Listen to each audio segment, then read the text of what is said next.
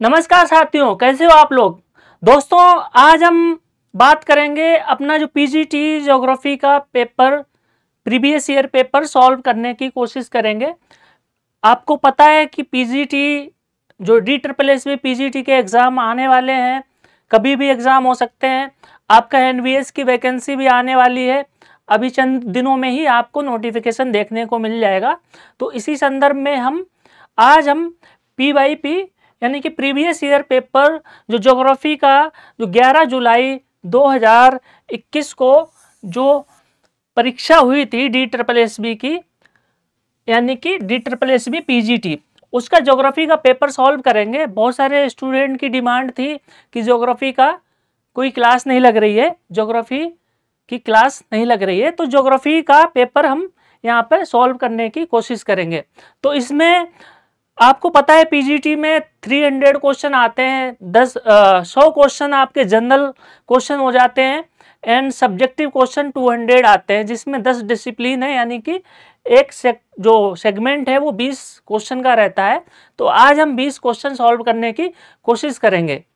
तो आइए देर ना करते हुए आपका डिसिप्लिन जो 1 है, डिसिप्लिन 1, इसके 20 क्वेश्चन का पोस्टमार्टम करते हैं। 20 क्वेश्चन देखते हैं कि किस तरह से आए थे, किस तरह का डिफिकल्टी लेवल रहता है आपका ज्योग्राफी में। तो पहला क्वेश्चन क्या है?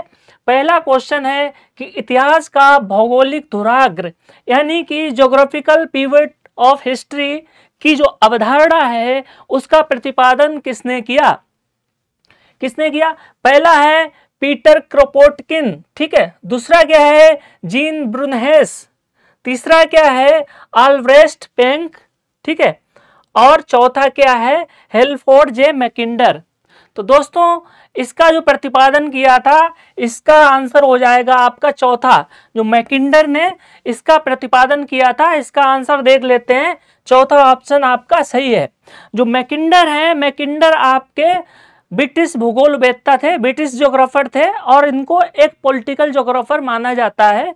उन्होंने उस टाइम पे 1904 में इस अवधारणा का प्रतिपादन किया था। अपने एक एसे के माध्यम से उन्होंने एक निबंध लिखा था, जिसमें उन्होंने इस अवधारणा का ज्योग्राफिकल पिवट ऑफ हिस्ट्री की अवधारणा प्रस्तुत की, जिसको अगर बोलेंगे हिंदी में तो इतिहास का भौगोलिक धुराग्र या इतिहास की भौगोलिक धुरी की अवधारणा का प्रतिपादन किया था।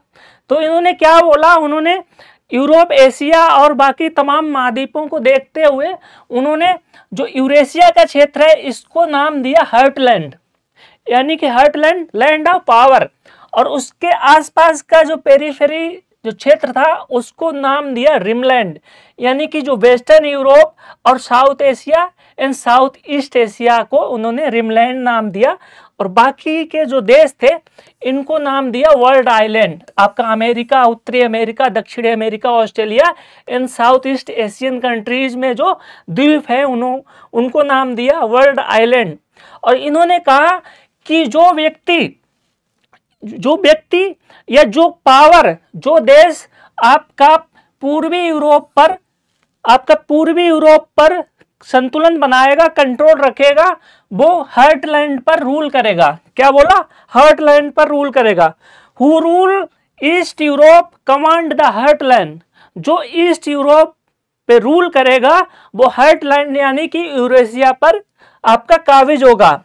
और जो हर्टलैंड पर रूल करेगा वो वर्ल्ड आइलैंड यानी कि जो रिमलैंड है और बाकी जो आइलैंड है उस पर कमांड कर सकता है। और जो वर्ल्ड आइलैंड पर कमांड करेगा वो कमांड करेगा पूरे विश्व पर। वो उसका जो प्रभुत्व होगा वो पूरे विश्व में उसका प्रभुत्व देखने को मिलेगा। इन्होंने उस समय घटती समुद्री ताकत और को ध्यान में रखते हुए और बढ़ती थल सेना की ताकत को ध्यान में रखते हुए इस अवधारणा का प्रतिपादन किया। ठीक है दोस्तों, तो इसका आंसर क्या हो गया? मैकिंडर। ठीक है, अगला क्वेश्चन ले लेते हैं कि गंगेटिक गल्फ, जिसे अब बंगाल की खाड़ी के रूप में जाना जाता है, को पहली बार किसने आलेखित किया? जो गंगेटिक गल्फ है, स्ट्रेबो, टॉलमी, आर्वेट और अल-मसूदी। तो यहाँ पे पहला ऑप्शन क्या है? स्ट्रेबो। स्ट्रेबो आपके यूनानी भूगोलवेत्ता थे। यूनानी या ग्रीक, ठीक है। टॉलमी आपके मिस्र और यूनानी भूगोलवेत्ता थे, ठीक है, मिस्र एंड ग्रीक दोनों जगह के भूगोलवेत्ता थे। आर्यभट्ट आपको पता ही है, आर्यभट्ट भारतीय भूगोलवेत्ता या भारतीय विद्वान गणितज्ञ आप इनको बोल सकते हैं। और चौथा है कि अल मसूदी के नाम से ही पता चल रहा होगा, अल मसूदी आपके अरब भूगोलवेत्ता माने जाते हैं और इन्होंने मानसून के बारे में काफी अवधारणाओं का प्रतिपादन किया। आर्यभट्ट की बहुत सारी आर्य सिद्धांत, आर्यभट्टीय जो पुस्तकें हैं उनका इन्होंने प्रतिपादन किया, शून्य का प्रतिपादन किया, पाई का प्रतिपादन किया आर्यभट्ट ने। तो इसका आंसर जो है इस क्वेश्चन का कि गैंगेटिक गल्फ का प्रतिपादन किसने किया, किसने आलेखित किया मानचित्र पर, तो उसका उत्तर हो जाएगा आपका टॉलमी, ठीक है। क्या उत्तर हो जाएगा आपका? ऑप्शन नंबर 2 इसका राइट आंसर है, ध्यान रखिएगा। तीसरे क्वेश्चन पे चलते हैं। तीसरा क्वेश्चन क्या कहता है? Pragmatism is a modified form of functionalism, यानी कि जो प्रैग्मेटिज्म है वो फंक्शनलिज्म का मॉडिफाइड फॉर्म है, यानी कि व्यवहारिकता कार्यात्मकता का एक संशोधित रूप है। और इसका कारण क्या दिया गया? व्यवहारिक भूगोल यानी कि जो अप्लाइड ज्योग्राफी है, स्थान को ज्ञान यानी कि भौगोलिक स्थान को ज्ञान और त्रुटि के सम्मिश्रण के रूप में पहचानता है, यानी कि applied geography recognise geographical space as a combination of knowledge and error. तो इनमें से कौन सा सही है?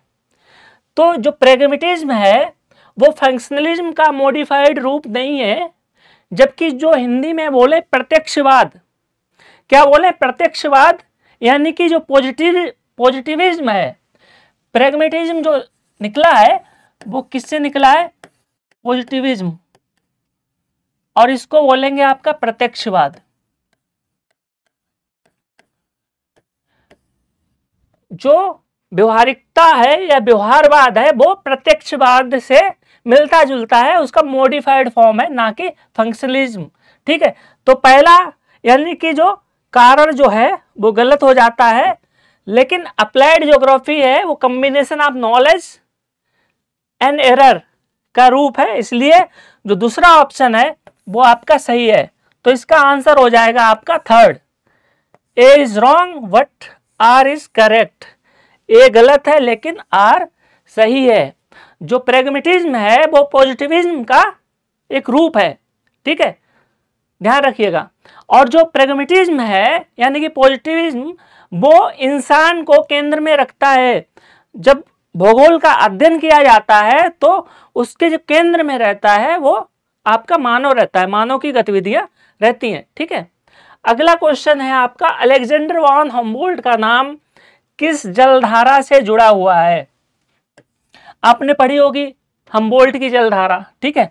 तो इसमें ये दिया गया है, 4 ऑप्शन दिए गए, एल नीनो करंट, कैलिफोर्निया की current, Alaskan current and Peru current. तो इसका उत्तर हो जाएगा आपका पेरू करंट। क्या हो जाएगा? Peru current. उत्तर क्या है आपका? पेरू करंट, यानी कि पेरू की जलधारा जो है उसको हम्बोल्ट की जलधारा भी बोलते हैं। और ये कैसी जलधारा है? आपकी ठंडी जलधारा है, कोल्ड करंट है। लेकिन इसके विपरीत कभी कभी स्थिति उत्पन्न हो जाती है और ये जलधारा कन्वर्ट हो जाती है। इसका ठंडी जलधारा का स्थान कौन ले लेता है? आपका गर्म जलधारा इसका स्थान ले लेती है, जिसको बोलते हैं आपका एल नीनो जलधारा। क्या बोलते हैं? एल नीनो जलधारा।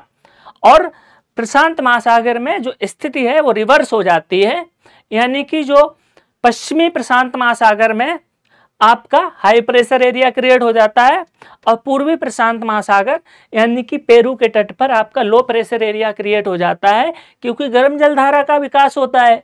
गर्म जलधारा का विकास होगा तो आपके मानसून पर प्रतिकूल प्रभाव देखने को मिलता है, जिसको आप आगे की क्लास में पढ़ेंगे, ठीक है।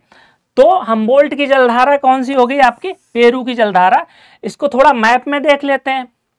आपको दिख रहा होगा साउथ अमेरिका कॉन्टिनेंट है, तो ये पेरू की जलधारा है और ये कैसे घूम रही है? Anti clockwise. तो साउथ हेमिस्फीयर में जितनी भी जलधाराएं हैं, जितनी भी ओशियनिक करंट हैं, उनकी जो डायरेक्शन होती है वो आपकी एंटी क्लॉकवाइज होती है, और नॉर्थ हेमिस्फीयर में इनकी डायरेक्शन क्लॉकवाइज होती है। और जो ध्रुवों से यानी कि पोलर एरिया से आपका इक्वेटर एरिया में जो भी जलधाराएं या ओशियनिक करंट आती हैं वो आपकी हो जाती है कौन सी, ठंडी जलधाराएं। जो आपका इक्वेटर रीजन से आपका पोलर रीजन की तरफ जो जलधाराएं चलती हैं वो कैसी जलधाराएं होती है, वार्म करंट यानी कि गर्म जलधाराएं। ध्यान रखिएगा। तो यहाँ पे बहुत सारी जलधाराएं दी गई हैं, आप देख लीजिएगा, ठीक है। अगला क्वेश्चन है, औसतन पृथ्वी के आंतरिक भाग का घनत्व कितना है। तो आपने देखा होगा कि पृथ्वी को कई परतों में, कई क्षेत्र में डिवाइड किया गया है। आपका क्रस्ट हो गया, आपका मेंटल हो गया, आपका क्रोर हो गया, यानी कि हिंदी में बोलें आपका भूपर्पटी, आपका प्रवार, आपका क्रोड, और उनको भी कई पार्ट्स में डिवाइड किया गया है। लेकिन ओवरऑल अगर पृथ्वी के घनत्व की बात करें तो इसका आंसर हो जाएगा आपका दूसरा, 5.5 ग्राम सेंटीमीटर क्यूब, ठीक है। कितना हो जाएगा, 5.5 ग्राम सेंटीमीटर क्यूब, ठीक है, इसका घनत्व हो जाएगा। अब यहाँ पे आप देख रहे होंगे सबसे ऊपरी जो लेयर है वो क्या है, आपका क्रस्ट है।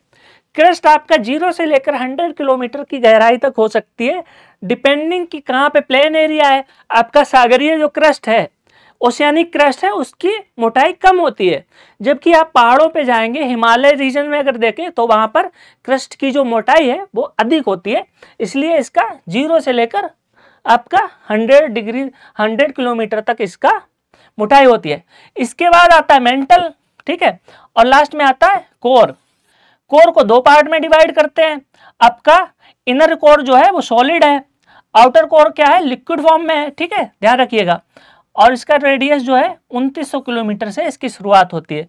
कहाँ तक होती है, 5100।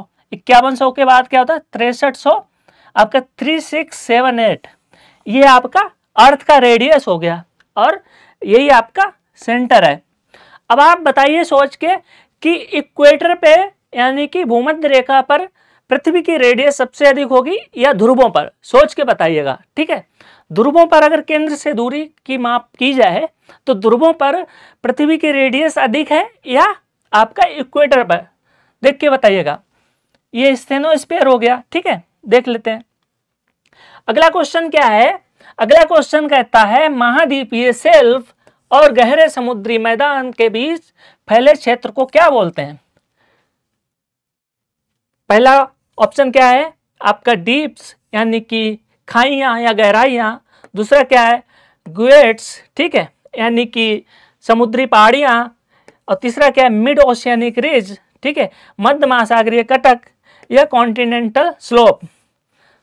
तो आपने देखा होगा ये आपका तट है और ये आपका क्या हो गया, ये आपका हो गया शेल्फ, ठीक है, कॉन्टिनेंटल शेल्फ।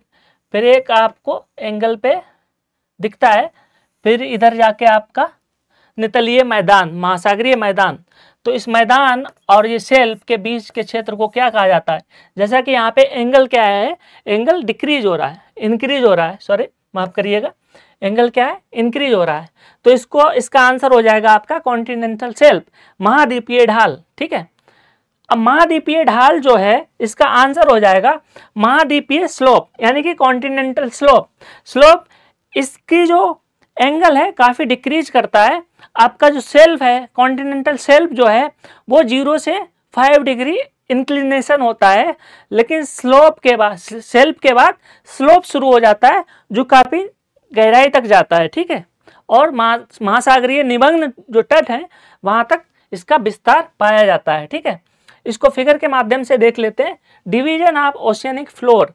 तो ये क्या हो गया, ये आपका ओशन हो गया, ठीक है, ये ओशियनिक फ्लोर है, ठीक है, और यहाँ पे क्या है कॉन्टिनेंटल शेल्फ है। ये यहाँ पे गहराई कम होती है, और ये कॉन्टिनेंटल शेल्फ जहाँ ज़्यादा होती है वहाँ जो आपका फिशिंग ग्राउंड सबसे ज़्यादा मिलते हैं, ठीक है, फिशिंग ग्राउंड। अब कॉन्टिनेंटल शेल्फ और जो आपका निमग्न तट है, अगर हिंदी में बोले कॉन्टिनेंटल राइज, इसके बीच का जो क्षेत्र है इसको बोलते हैं कॉन्टिनेंटल स्लोप, जैसा कि शब्द से ही समझ में आ रहा होगा आपके, ठीक है। अगला क्वेश्चन क्या है, दुनिया के भूभाग को 3 महाद्वीपों यानी कि यूरोप, एशिया और लीबिया यानी कि अफ्रीका में विभाजित किया गया।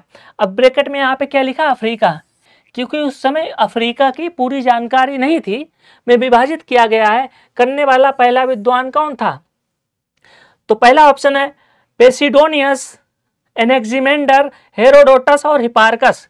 तो इसका आंसर हो जाएगा आपका इतिहास का पिता। इतिहास का पिता कौन है? हेरोडोटस। इसका सही आंसर होगा, देख रहे हो यहाँ पे, हेरोडोटस इसका सही आंसर हो जाएगा, क्योंकि उस टाइम पे हेरोडोटस के टाइम पे पूरे एशिया की जानकारी नहीं थी, ना तो अमेरिका की जानकारी थी, ठीक है, और अफ्रीका की भी डिस्कवरी उस समय नहीं हुई थी। तो अफ्रीका में जो लीबिया वाला क्षेत्र है उसी की जानकारी थी, यानी कि उत्तरी अफ्रीका का जो क्षेत्र है उसी की जानकारी थी। तो इन्होंने पूरे भूभाग को, दुनिया को 3 महाद्वीपों में विभाजित किया, ठीक है। अगला क्वेश्चन क्या है, which of the following statement are correct, ठीक है, कौन सा स्टेटमेंट करेक्ट है? With reference to contribution of Varenius to development of geography. Varenius एक भूगोलवेत्ता थे, एक ज्योग्राफर थे, तो उनके कंट्रीब्यूशन के संदर्भ में कौन सा कथन सही है?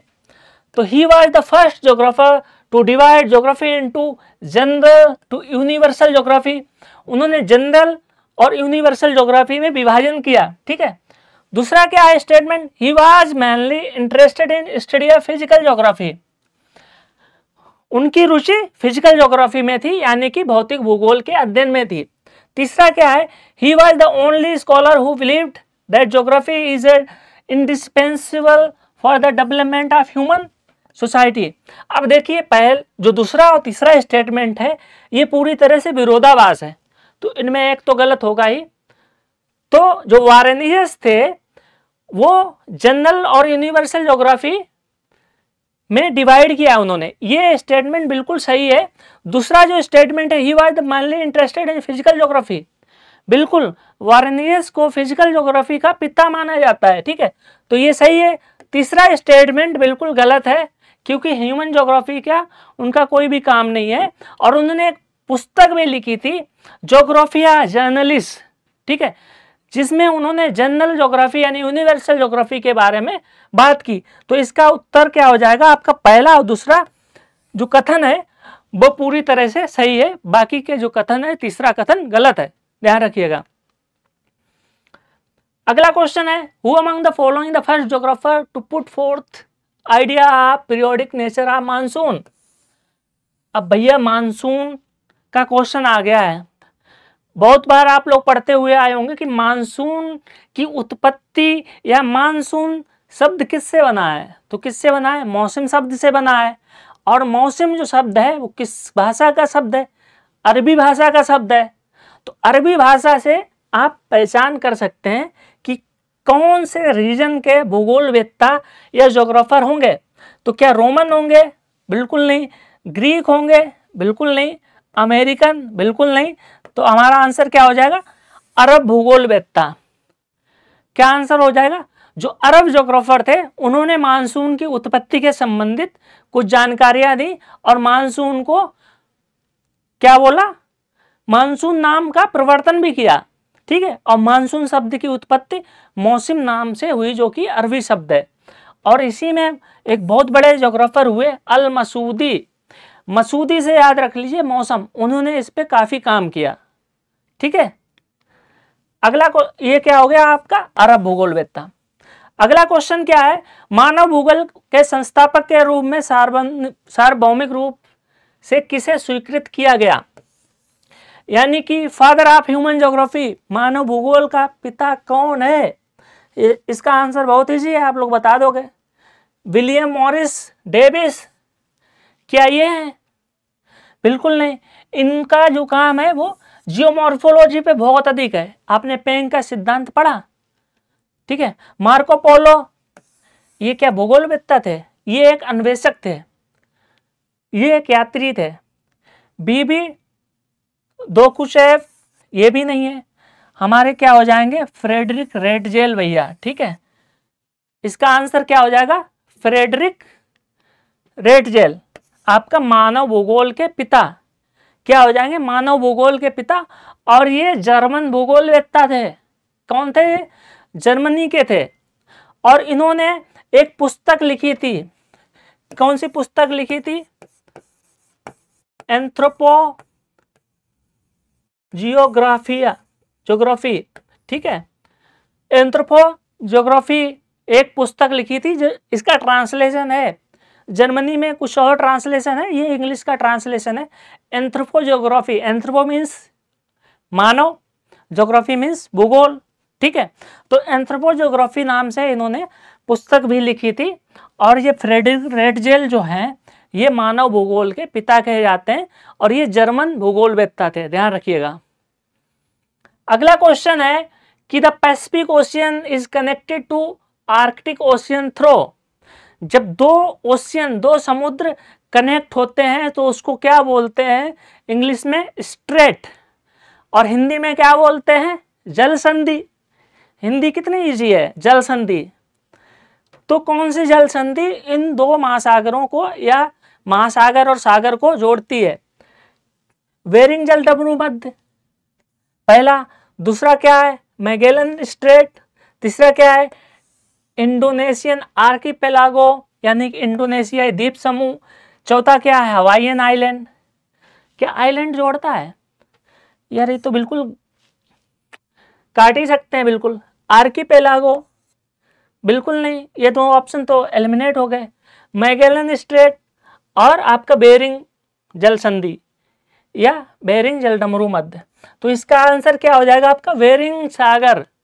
जो बेरिंग सागर है वो आपका आर्कटिक ओशियन एंड आपका पैसिफिक ओशियन, एशिया और अमेरिका कहा जाता है। जो रेड इंडियंस जो थे उनका स्थानांतरण एशिया से हुआ।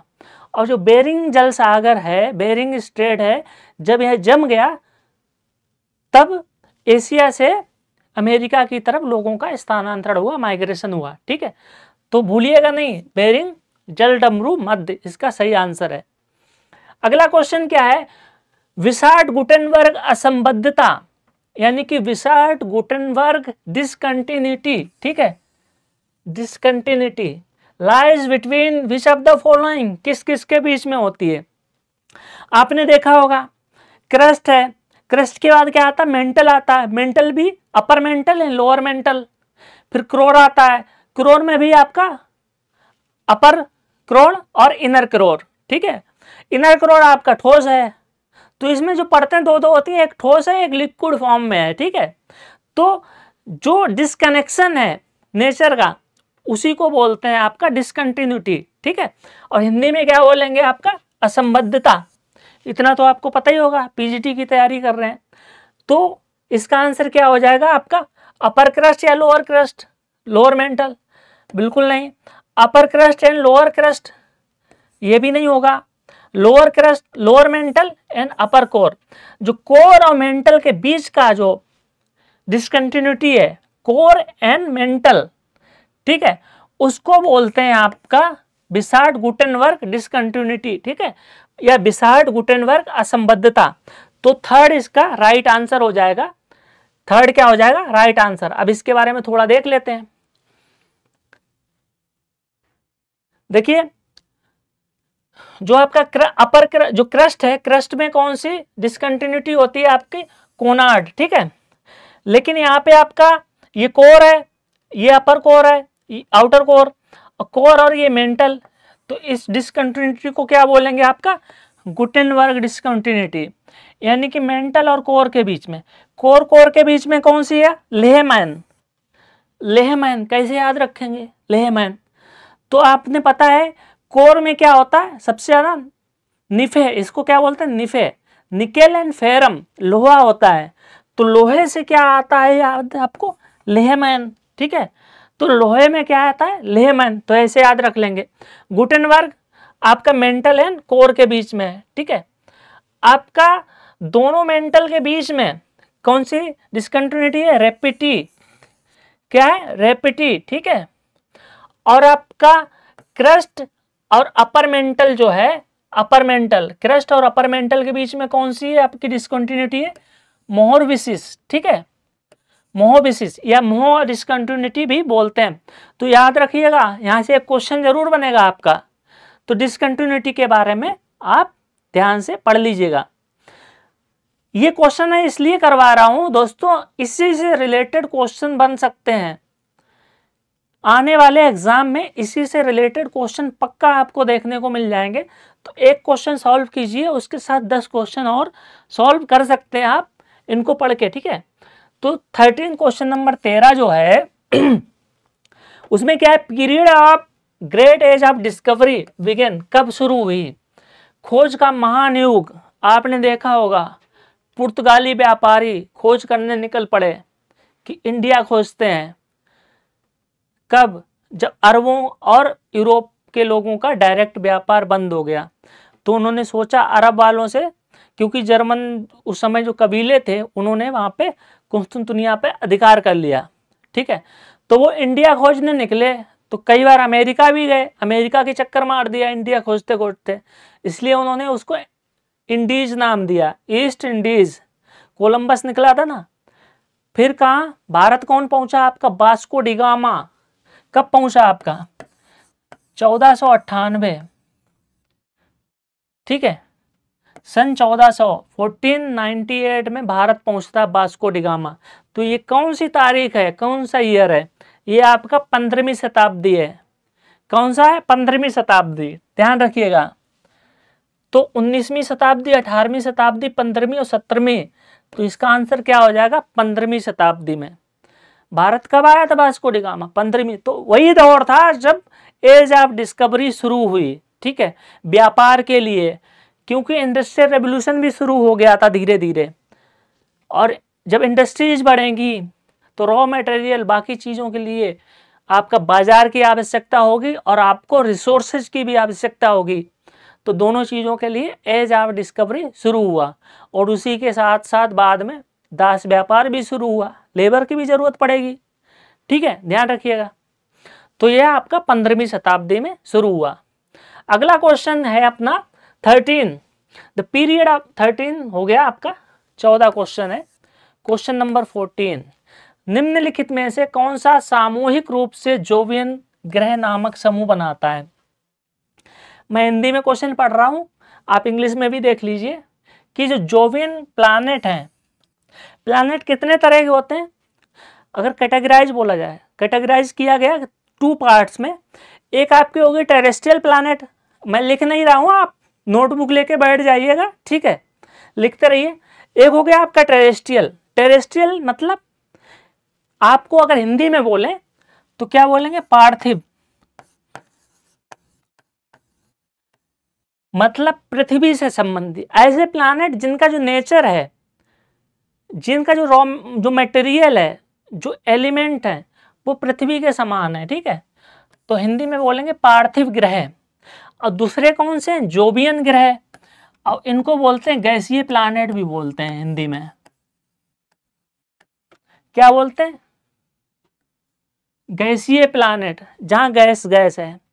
तो पृथ्वी पर कितने प्लैनेट हैं? अभी 8 ही हैं। प्लूटो को हटा दिया क्योंकि वो कक्षा को क्या कर रहा है? क्रॉस कर रहा। ग्रह बनने के लिए उसका एक अपनी कक्षा होनी चाहिए, दूसरे की इंटरफेयर नहीं करना चाहिए।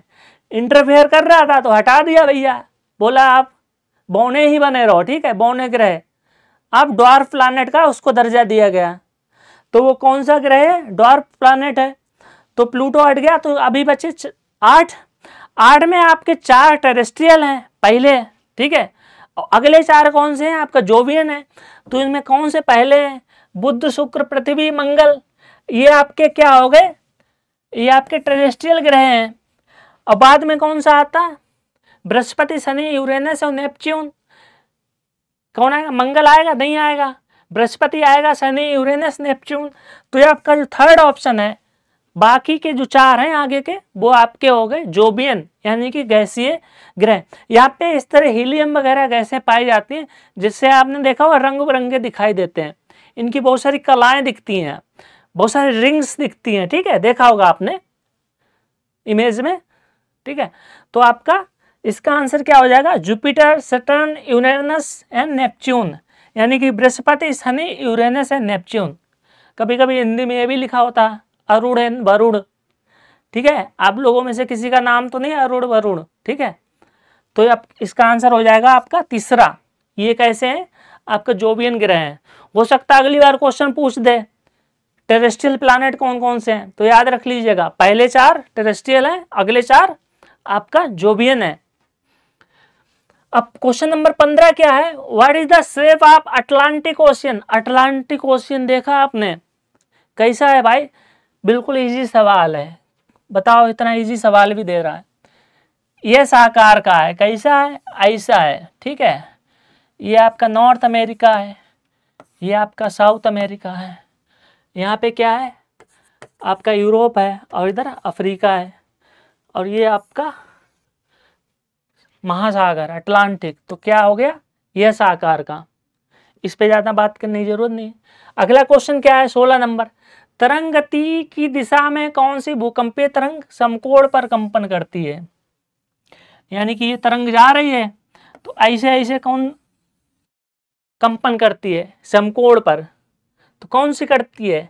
P waves, Rayleigh wave, love wave, S wave. तो बताओ तरंगें कितने प्रकार की होती हैं? 2 टाइप्स की होती हैं, ठीक है। एक बॉडी वेव्स होती हैं, बॉडी वेव्स 2 तरह की होती हैं, पी वेव्स होती हैं और एस वेव होती हैं। पी वेव्स वो तरंगें हैं जो आपका सॉलिड, लिक्विड, गैस कहीं से भी गुजर सकती हैं, और जो एस वेव हैं, याद रखिए, एस से सिर्फ सॉलिड पार्ट से ही गुजर सकती हैं। इनको मीडियम चाहिए, सॉलिड, ठीक है। जो पी वेव्स हैं इनकी रफ्तार बहुत तेज होती है, हाई स्पीड होती है, हाई स्पीड। ये सीस्मोग्राफ पे सबसे पहले आती हैं, ये बाद में आती हैं, ठीक है। जो इनका डायरेक्शन है वो कैसा होता है? इसके समानांतर होता है डायरेक्शन के, और ये परपेंडिकुलर होता है। एस वेव का डायरेक्शन कैसा है? परपेंडिकुलर होता है। तो हमारा उत्तर क्या हो जाएगा? एस वेव हो जाएगा। क्या उत्तर हो जाएगा? एस वेव हो जाएगा। अब देख लीजिए यहाँ पे, ये पी वेव्स है, पी वेव्स की फ्रीक्वेंसी बहुत अधिक होती है। फ्रीक्वेंसी अधिक मतलब वेवलेंथ बहुत कम। एस वेव की फ्रीक्वेंसी, इसकी फ्रीक्वेंसी अधिक होती है और वेवलेंथ कम होती है। इसकी फ्रीक्वेंसी कम होती है, वेवलेंथ आपकी ज़्यादा होती है। फिर आप यहाँ पे सरफेस वेव देख लीजिए, ठीक है। सबसे पहले पी वेव्स रिकॉर्ड की जाती है सीज्मोग्राफ पे, तो इसका उत्तर हो गया आपका पी वेव्स, ठीक है। अब अगला क्वेश्चन है, बहुत इंपॉर्टेंट क्वेश्चन है दोस्तों, देख लो आप, ठीक है। तो क्या है, इधर बहुत सारे फादर दिए गए हैं, अब इधर उनके प्रतिपादन, इधर प्रतिपादक और उधर प्रतिपादन। क्या प्रतिपादन किया, हिंदी में बोले, ठीक है। क्या पोस्टुलेटर एंड पोस्टुलेशन, ठीक है। तो एनेक्सिमेंडर, इमैनुअल कांट, भैया फिलोसफर, स्ट्रेबो, खतरनाक नाम, हेरोडोटस। अबे पहले क्वेश्चन में देखा था अभी आपने, हेरोडोटस का नाम कौन है भैया? पिता है इतिहास के, ठीक है। कौन है? इतिहास के पिता। तो अगर डी का क्या करें आप? तीसरा। तो डी का तीसरा है तो ये एलिमिनेट हो गया। डी का यहाँ भी तीसरा नहीं है, पहले दूसरा भी एलिमिनेट हो गया। अब बचे हैं हमारे पास 2। कौन से? 2, ठीक है। अब आपका स्ट्रेबो और इमैनुअल कांट, ठीक है। तो जो कांट भैया हैं, ठीक है, और ये स्ट्रेबो हैं, स्ट्रेबो जो हैं वो प्रादेशिक भूगोल के जनक हैं। स्ट्रेबो कौन है? प्रादेशिक भूगोल के जनक, यानी कि फादर ऑफ रीजनल ज्योग्राफी। तो चौथे का क्या हो जाएगा? सी का आपका 4। अब जो इमैनुअल कांट है वो फादर ऑफ एक्सेप्शनलिज्म, ठीक है, असाधारणता के जनक है। और एनेक्सिमेंडर क्या बचे आपके? Father of cosmology. तो इसका उत्तर आपका तीसरा हो जाएगा। ऐसे आप एलिमिनेट कर सकते हैं, ठीक है, इस तरह से आप एलिमिनेट कर सकते हैं।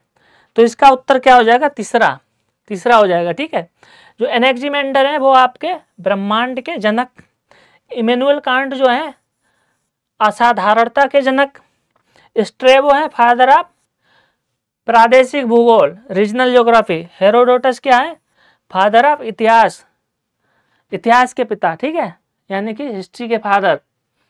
अगला क्वेश्चन क्या है, जो सल्मा द्वीप है, ठीक है, कौन सा द्वीप, सल्माली द्वीप, इसका उल्लेख है पुराणों में। तो सल्माली का तात्पर्य क्या है, सल्माली, ठीक है, क्या ये सॉल्ट ओशियन है या पो ग्रास है, ठीक है, या आपका क्रिसेंट फ्लावर है, चापाकार क्रिसेंट फूल, या आपका सिल्क कॉटन ट्री। तो पुराणों में इसका उल्लेख जो है सल्माली द्वीप, ये उस जगह पर कहा जाता था कि रेशम कपास का पेड़ मिलता है। तो ये इसका सही आंसर हो जाएगा, क्या हो जाएगा, रेशम कपास का पेड़। ठीक है, इसका सही आंसर। अगले क्वेश्चन की तरफ बढ़ते हैं, क्वेश्चन नंबर 19। तो भूगोल के क्षेत्र में भूदृश्य यानी कि लैंडस्केप, अगर आप ज्योग्राफी की बात करें, आप कल्चरल ज्योग्राफी की बात करें, तो वहाँ लैंडस्केप, एक तो फिजिकल लैंडस्केप, एक कल्चरल लैंडस्केप की अवधारणा बहुत जरूरी है और आपने बार बार पढ़ा होगा, जिसको हिंदी में बोलते हैं भूदृश्य। शब्द निम्नलिखित में से किसके द्वारा प्रस्तुत किया गया था, क्वेश्चन देख लीजिए आप, किसके द्वारा प्रस्तुत किया गया था। ठीक है, तो पहला क्या, फर्डिनांड मैगेलन, दूसरा क्या, अल्बर्ट डिमांजिया, क्रिस्टोफर कोलंबस और कार्लो सावर। तो कौन इसका आंसर होगा, तो इसका आंसर होगा कार्लो सावर। जो कार्लो सावर हैं, इन्होंने भूदृश्य यानी कि इंग्लिश में बोले तो लैंडस्केप शब्द पदावली का उल्लेख किया और इसका प्रतिपादन किया। और कार्लो सावर जो हैं, फादर ऑफ, कौन से फादर हैं बताइए, फादर ऑफ कल्चरल ज्योग्राफी के जो हैं, ठीक है, फादर ऑफ कल्चरल ज्योग्राफी। तो कार्लो सावर को फादर ऑफ कल्चरल ज्योग्राफी बोला जाता है। ठीक है, ध्यान रखिएगा। तो इसका उत्तर क्या हो जाएगा आपका, चौथा, 4 इसका सही ऑप्शन है। ठीक है, अगले 20वें क्वेश्चन की तरफ बढ़ते हैं, आप देख लीजिएगा। ईसाई यूरोप के काल के दौरान, उस समय ईसाई धर्म का बोलबाला था यूरोप में, तो ईसाई यूरोप काल के दौरान प्रस्तावित किए गए टीओ मानचित्र, पहले आपका डिस्कवरी नहीं हुआ, आपका अफ्रीका का डिस्कवरी नहीं हुआ, आपका अमेरिका का डिस्कवरी नहीं हुआ, आपका एशिया के बहुत सारे क्षेत्रों का डिस्कवरी नहीं हुआ, जो आपका भूमध्य सागर का जो क्षेत्र था, आपके यूनानी, आपके ईरानी, ठीक है, भूगोलवेत्ता हों, या आपके जो मिस्र के भूगोलवेत्ता हों, जो उस समय के विद्वान थे, उनको भूमध्य सागर के जो आसपास का क्षेत्र था उसी को वो दुनिया समझते थे और बोलते थे जो भूमध्य सागर है, मेडिटेरियन सी है, वो उसके केंद्र में है। ठीक है, तो उन्होंने एक मैप बनाया जिसको बोलते टीओ मैप। टीओ मैप कैसा था, इस तरह का था।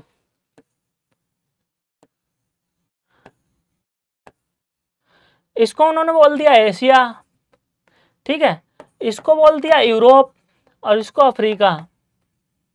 अफ्रीका का जितना भी ज्ञान था इनको, और ये हो गया आपका भूमध्य सागर, ये आपका भूमध्य सागर हो गया।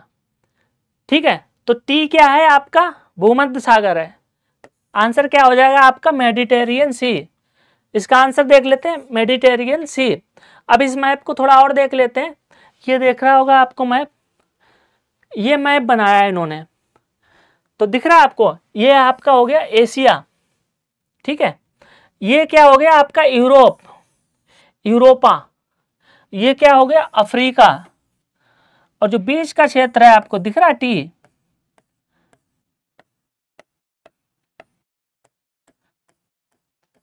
ये क्या हो गया आपका मेडिटेरियन सी, ये पूरा, और ये तो टी अपॉन ओ या ओ अपॉन टी, ये मैप बनाया था इन्होंने। और इसमें जो टी है, टी किसको रिप्रेजेंट करता है आपका, मेडिटेरियन सी। अब अगली बार क्वेश्चन पूछ दे कि ओ किसको रिप्रेजेंट करता है, तो ऑप्शन में दे दे मेडिटेरियन सी, आपका एशिया, अफ्रीका एंड यूरोप, दूसरा ऑप्शन, तीसरा आपका दे दे ओसेनिया, ओ से, तो बहुत सारे लोग ओसेनिया लगा आएंगे। ठीक है, तो इस मैप को ध्यान रखिएगा। ठीक है, तो ये पहला डिसिप्लिन था जिसमें हमने 20 क्वेश्चन किए। इसमें आपका ज्योग्राफिकल थॉट्स के क्वेश्चन थे, आपके बहुत सारे जो ज्योग्राफिकल थॉट्स में बहुत सारे जनक थे, कौन किसका प्रतिपादक है, बहुत सारे फादर पढ़े हमने। ठीक है, उसी संदर्भ में कुछ कुछ हमने जनरल ज्योग्राफी भी पढ़ी। ठीक है, तो डिसिप्लिन 1 के आपके 20 क्वेश्चन हमने कवर कर लिए हैं। आपको कैसा लगा ये लेक्चर? वीडियो को लाइक जरूर करें। ठीक है, और इसी श्रृंखला में हम बाकी के भी जो क्वेश्चन है PYQ हैं आपके DSSB PGT ज्योग्राफी के सारे क्वेश्चन करवाएंगे। इसके इतर हम बहुत सारे अन्य क्वेश्चन भी लेकर आएंगे। कैसा लगा मेरा प्रयास? अगर आपको मेरा प्रयास पसंद आए तो वीडियो को लाइक करें, शेयर करें, सब्सक्राइब करें। बहुत बहुत धन्यवाद। जय हिंद साथियों।